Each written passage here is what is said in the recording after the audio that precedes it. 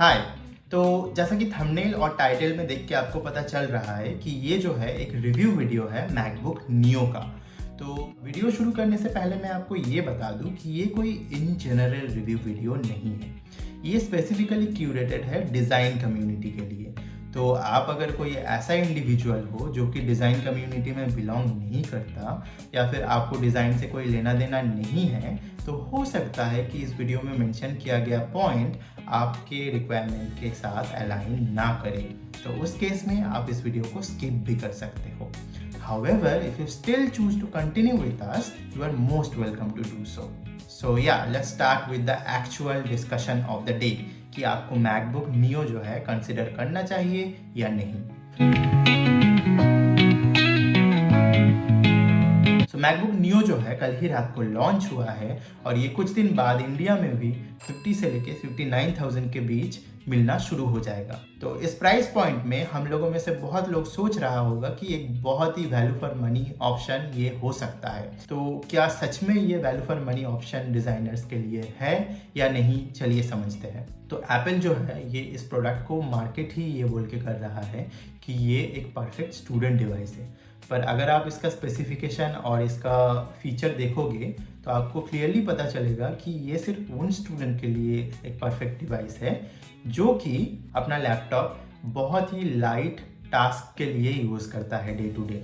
मतलब थोड़ा बहुत एक्सेल शीट चला लिया, थोड़ा प्रेजेंटेशन बना लिया या फिर कैनवा से थोड़ा डिज़ाइन कर लिया, डे टू डे ब्राउजिंग के लिए ये यूज़फुल हो गया, या फिर यूट्यूब में कोई ट्यूटोरियल देख लिया, ऑनलाइन क्लास अटेंड कर लिया। तो ये सब के लिए no wonder MacBook Neo is a great option. पर अगर आप एक ऐसा स्टूडेंट हो जो कि बहुत ज़्यादा हेवी यूजेज के लिए लैपटॉप दिख रहे हो, या फिर आप एक डिज़ाइन स्टूडेंट हो जो कि 4 साल का डिज़ाइन कोर्स में बहुत सारा एप्लीकेशन को चलाने वाले हो, एक्सप्लोर करने वाले हो, तो उस सिचुएशन में हो सकता है कि इसको ख़रीदना आपके ज़िंदगी का सबसे बड़ा रिग्रेट हो। तो चलिए इसको डिटेल में हम लोग एक्सप्लेन करते हैं। तो पहला जो पॉइंट है इसको कंसिडर ना करने का वो है प्रोसेसर। तो मैकबुक का जो प्रीमियम सीरीज़ है, मतलब मैकबुक प्रो या फिर मैकबुक एयर, उसमें आप देखोगे तो एम सीरीज़ का चिप मिलता है। तो M1, M2, M3 इस तरह का वो सीरीज़ होता है। पर ये जो नया लॉन्च मैकबुक नियो है इसमें ए सीरीज़ का चिप मिलता है। वही चिप जो आईफोन में भी मिलता है। तो फ़ोन वाला चिप बट मैकबुक, ये तो बहुत ही बड़ा रेड फ्लैग हो गया। ऑब्वियसली फ़ोन वाला चिप तो हेवी टास्क परफॉर्म करने के लिए केपेबल नहीं होगा। अब नो वंडर ए सीरीज़ का चिप भी पावरफुल है। मतलब डे टू डे टास्क अगर आप उससे करोगे, एक्सेल शीट वगैरह चलाओगे या फिर यूट्यूब वीडियो देखोगे, नेटफ्लिक्स चलाओगे, ये सब बेसिक काम के लिए ए सीरीज़ का चिप मोर देन इनफ है। बट लैपटॉप में जो आप हेवी टास्क करते हो उसके लिए ए सीरीज़ का चिप काफ़ी नहीं है। नेक्स्ट रीज़न जो है वो है फैनलेस डिज़ाइन। मतलब एप्पल ने बहुत ब्रैग करके अपने वेबसाइट में लिखा है मैकबुक नियो में कोई भी फ़ैन नहीं है, तो कोई भी साउंड नहीं आता। बट फ़ैन ना होने का मतलब आप समझ रहे हो, मतलब कोई कूलिंग सिस्टम नहीं है उसके अंदर।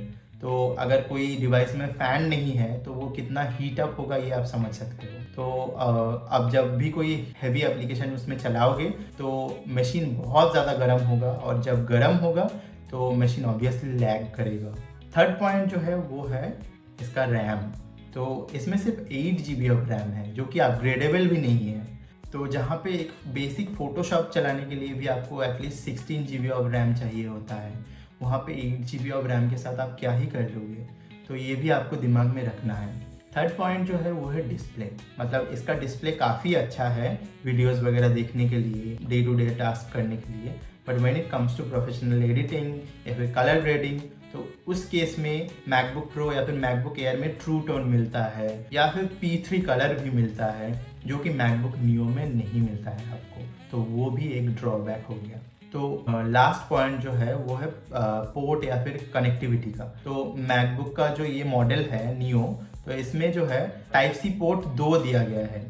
तो टाइप सी पोर्ट 2 दिया गया है, बट उसमें जो है एक पोर्ट USB 2.0 से भी स्लो है। मतलब आप अगर 2026 में इतना स्लो कनेक्शन के ऊपर डिपेंडेंट होंगे फाइल ट्रांसफ़र के लिए, तो बहुत ही ज़्यादा प्रॉब्लमेटिक है वो। और आप तो जानते ही हो कि मैक इकोसिस्टम के साथ अगर आप एंड्रॉयड से फाइल ट्रांसफ़र करोगे तो वो वायरलेस पॉसिबल ही नहीं है, तो आपको किसी तरह का तार तो यूज़ करना पड़ेगा। Some kind of wire needs to be use. तो उस केस में अगर आपके पास पोर्ट का कनेक्टिविटी इतना स्लो होगा तो आप फाइल ट्रांसफ़र कैसे करोगे? अगर आपके पास मान लो 22-23 GB का एक वीडियो फॉर्मेट है जो कि आप उसमें ट्रांसफ़र करोगे, तो वो सब आप करोगे कैसे अगर इतना स्लो पोर्ट है तो यही सब पॉइंट है जो आपको दिमाग में रखना है और आपको वाइजली डिसीजन लेना है।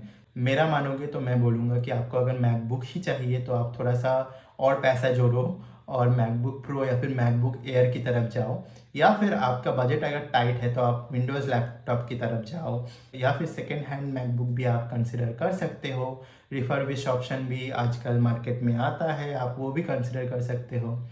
तो ज़रूरी नहीं है कि जो भी चीज़ नया लॉन्च हो रहा है और बहुत सारा एडवर्टाइजमेंट आ रहा है वो यूज़फुल हो आपके लाइफ में। तो या that is it for this video. I hope you understood all the points.